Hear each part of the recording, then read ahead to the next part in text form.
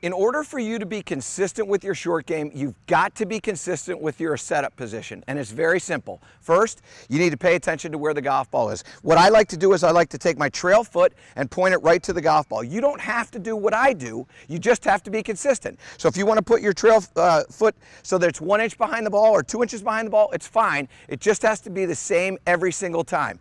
Then I want to make sure that the club shaft is pointing to my hip. And again, it doesn't have to be, it can be anywhere, it just has to be identical every single time. What we want to do is we want to make sure that the loft on the club when you come into it is the same, because you have to predict how much the ball is going to fly in the air and how much it's going to roll on the ground. And when you come in where it has differing lofts, what's going to happen is you're going to get a different trajectory and a different rollout. So what I want you to do is pay attention to where the ball position is, where the shaft is. Then I want you to pay attention to how wide your stance is. I like to have my feet about 1 club head apart.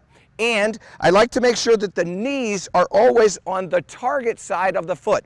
So my left knee is on the outside part of the left foot, and my right knee is on the inside part of the right foot. So I get set up, ball position, toe to the ball, shaft to the hip, the stance is 1 club head apart, and then my knees are leaning forward. Do that, and you're going to be consistent every time you hit your short shots.